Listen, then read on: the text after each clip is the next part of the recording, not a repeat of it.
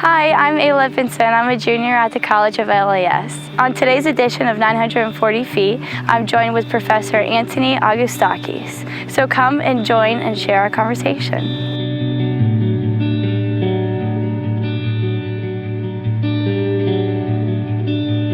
Hi, Professor. Thanks for joining us today. Hello. Thank you. So to start, what do you teach and how long have you been at U of I? I teach at the Department of the Classics, and I teach Greek and Latin language, literature, culture, and history. Awesome. And I've been here for 13 years now. Okay. And what is your research expertise? I study women in antiquity and in Latin, in Roman literature and history, and how their roles evolve over time and become more powerful over the centuries. And that's really interesting to see the evolution of female agency. An important thing to teach, for sure. Yes. And what do you find the most fascinating about the classics as a field of study? Classics is a discipline that has been, here for a long time. It's studying these pre-modern societies is very important for us today because we've been so much influenced, especially in the building of a new nation like America, from the Greeks and the Romans, from our buildings and our law system to modern society. I see students always been engaged with films about the ancient world and superheroes and gods and video games. So it's really important to study. A mix of different things. Yes, a mix of different things. And in that, what's your favorite aspect of the classics? I think it's important to remember that studying the ancient cultures, we don't worship them as the glorious past only. It was a past that was full of flaws, and humans have evolved. Thank goodness. Because the ancient societies were, societies of patriarchal societies, societies of slavery, and very closed class system for the rich and powerful. But it's important for us as humans to evolve, to study our past, because without knowledge of our past, we cannot really move on and accept our mistakes from the past so that we don't repeat them. Right. Good lessons to learn in all of history. Yes. With everything going on in the world, why study the classics, and why are they especially important right now?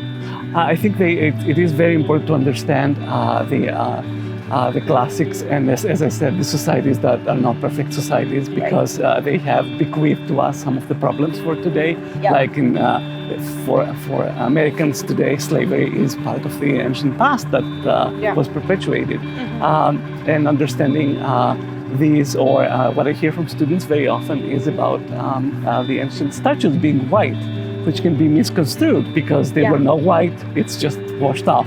They were painted with the pigments of various colors. So the ancient world was full of color, it was not just white. Cool. So it's very important to study these aspects and to make students understand these parts of history better. And no matter where we are in history, it still applies. Exactly. Yeah. And what's a project you're working on right now that you're excited about? I study a North African leader, Hannibal. He was Carthaginian, and he fought the Romans for a long time. So I studied how he crosses the Alps in Central Europe, now Switzerland. And I study the literary portion of that, and also the material culture, because there are remains from horses and elephants that we study to know exactly how he did this, not something that nobody had ever tried before. Cool. And attacked the Roman Empire. Yeah, there's a world of knowledge out there. And our rapid fire question. One piece of advice that you would give your 18-year-old self? Pursue your dreams, which I have, and I urge all the students to do You so. sure have, You've been successful at it too. And what's the best book that you've most recently read? It's a book called The Book of Longings, and it has to do with fiction. It has to do with the fictional wife of Jesus. So I know it's controversial, but it was a good book. Yeah, that sounds cool. And did you get that here? Yes. Online? Yes, okay, here. Yes. Actually, I read books, so I'll have to check that out.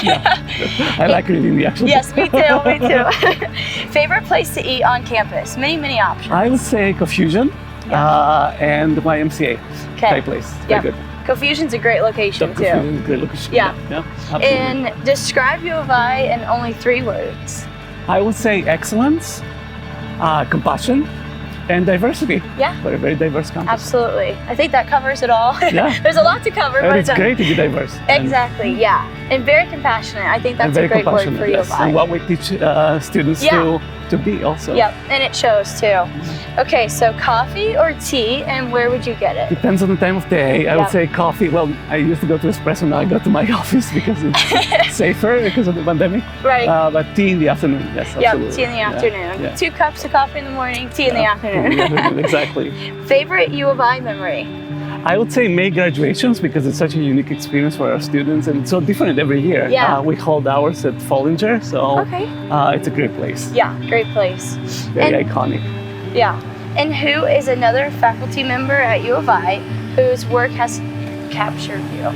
I have a colleague in the Spanish and Portuguese department, Professor Maricel Melendez, and she studies the female body in Peru in the 18th century, and Peru was most of South America back then. So it's very interesting work on women.